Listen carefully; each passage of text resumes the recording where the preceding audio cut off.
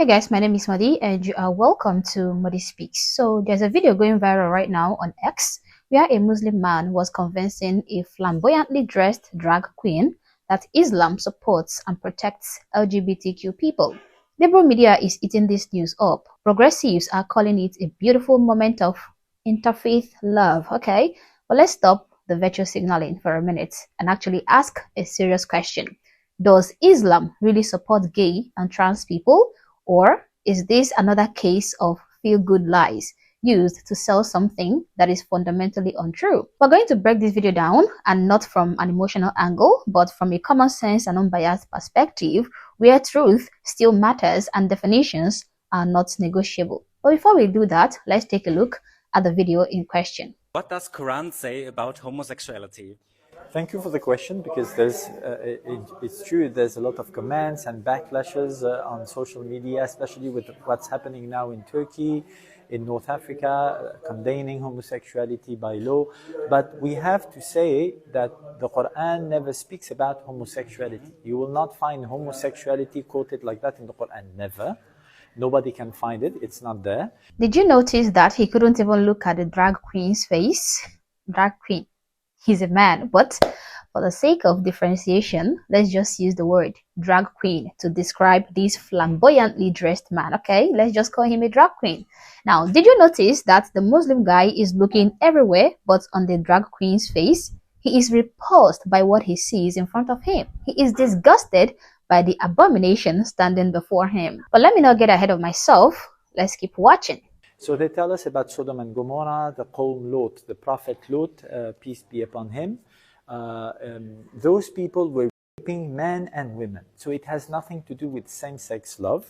And that is not quoted in the Quran. The people of Sodom and Gomorrah were raping women?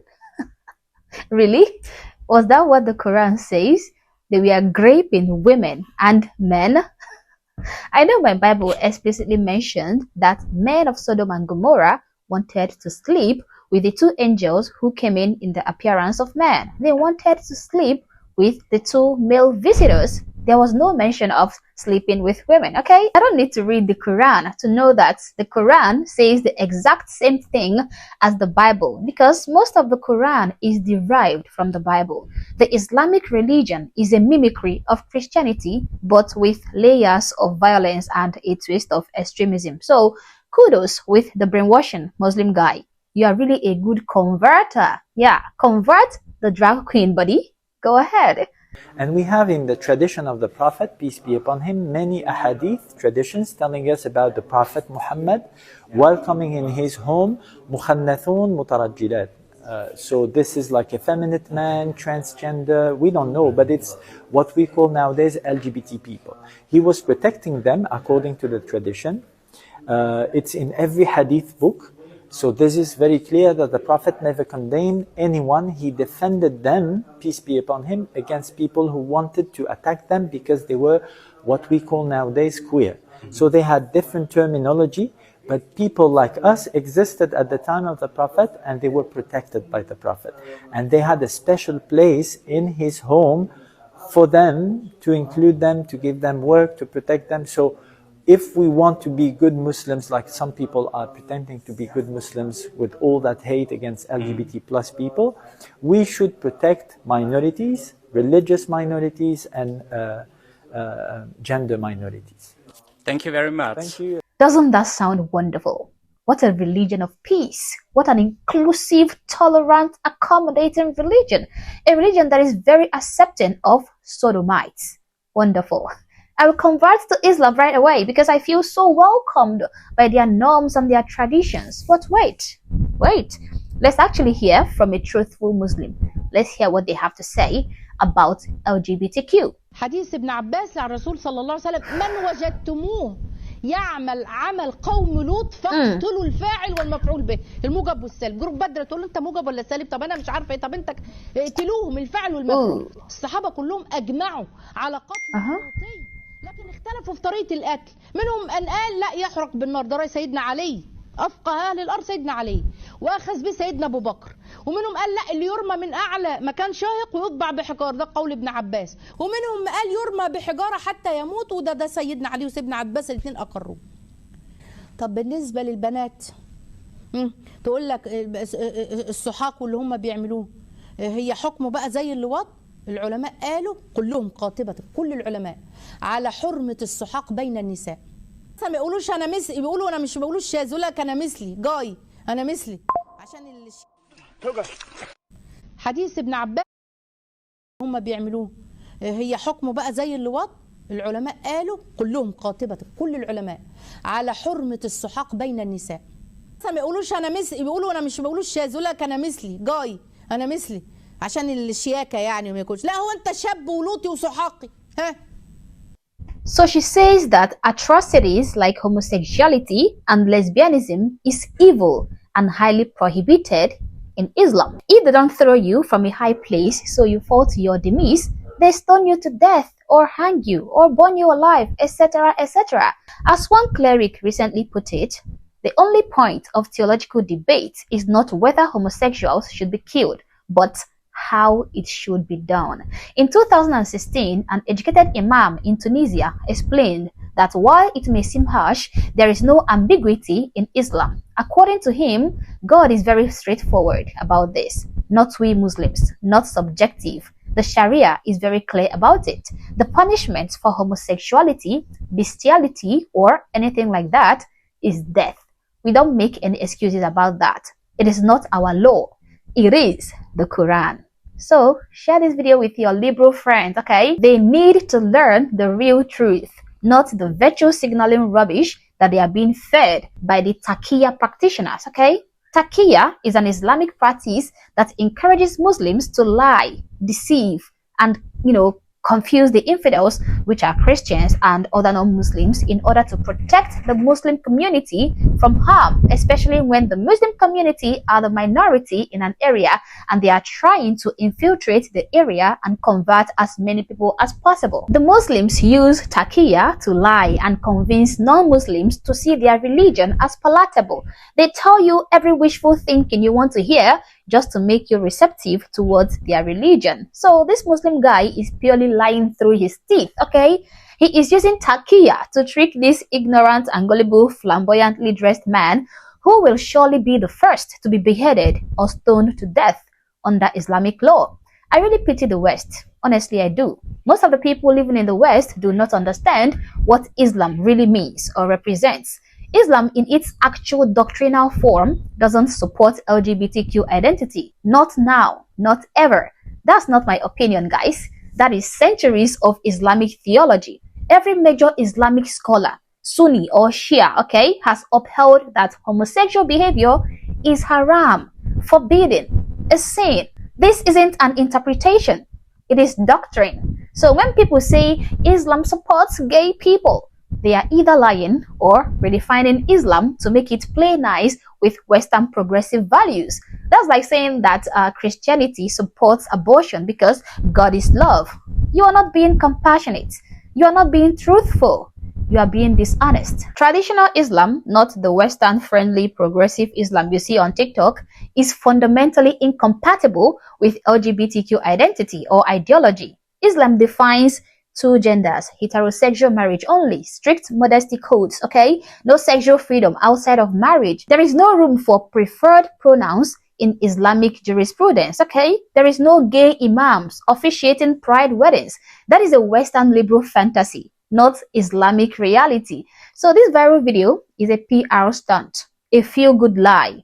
It makes Islam look soft, inclusive, and modern, but it completely misrepresents the true face of Islam. I really wish the Muslim man in this video and other people like him would stop misleading people, okay? Stop telling these lies to make Islam look soft and accommodating and palatable to ignorant Westerners, okay?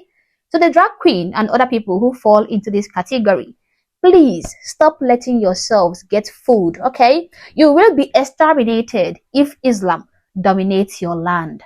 They might be all soft and accommodating now that they are in the minority, but wait till they completely outbreed you and become the majority, then you will understand what this nagging YouTuber is trying to tell you. Let me remind you guys to subscribe to the channel and share the video to help the channel out. I will leave you right now to watch this important clip I added to this video. Catch you on the next one. Bye. There's nothing irrational about fearing a culture that does not respect or tolerate Western civilization. I hear so many leftists throw around Islamophobia. That's a made-up term, okay? There's nothing irrational. An irrational fear is the definition of phobia. There's nothing irrational about seeing Islam and its culture and its values and its beliefs and its behaviors and saying, this is a problem. I'm scared of this. Islam is not just a religion. It is a lifestyle. And their main goal is to eradicate Western civilization. And Democrats are letting it happen all over the planet. Look at the UK, for example. In the year 2000, in England and Wales, 7,000 reported rapes. In the year 2024, 71,000. And those are just the ones that are reported. What changed in that time? Oh, I wonder. That is an 800% increase. And y'all don't see that as a problem. Women are scared to walk the streets of the UK right now. And you won't listen to them when they talk about it. You call them racist. It's the truth. They're afraid because these men do not respect women. It's in their culture. Islam doesn't even see grape as a crime.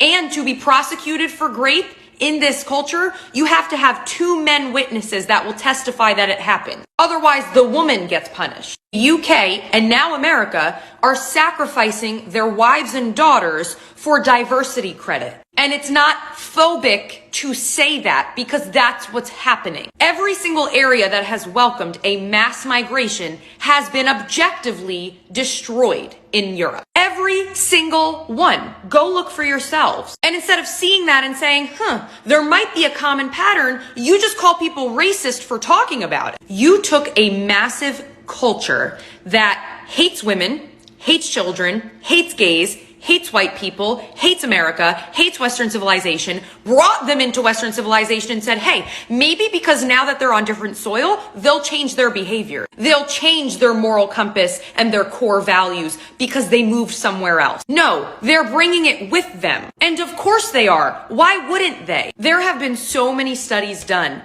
back in the old days before the media today buried them. But in the early 2000s, late 90s, so many studies from educational peer-reviewed places, Harvard University, Yale, all of these different spots that have some of the world's best research, right? Educational research, have done studies on mass diversity, mega diversity in communities. And it fails every time. In 2001, a study was done by a Harvard professor. He spent years on this study, hoping because he was a liberal for a good outcome that diversity worked. Come to find out, holy crap, it doesn't. People got less involved in their community when it was mega diversity. They got less involved in schooling when it was mega diversity. People weren't as quick to report crimes in diverse spaces. They didn't assimilate well at work together. They didn't assimilate well at stores together. Everything objectively failed when you tried to bring too many diverse people in the same small area. And of course, the left and the media bury these kinds of studies because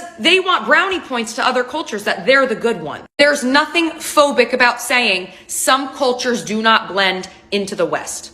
They don't. It's proven time and time again, and their behavior is that proof alone. Not only that, but again, endless amounts of studies have shown that diversity sometimes does not work because when cultures are different, so are values and so are morals. And when you try to put 2 people like that under the same roof meaning city, state, country, it doesn't collide, it clashes. And your inability to have a difficult conversation about that is costing women and children their purity, their virginity, and their lives. Snap out of it. There's no such thing as Islamophobia.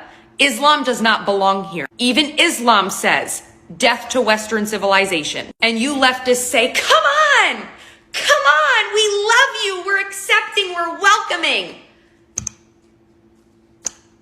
It's a joke. I just hope you and your children aren't the ones having to pay the price like these women in England are. That would be a damn shame.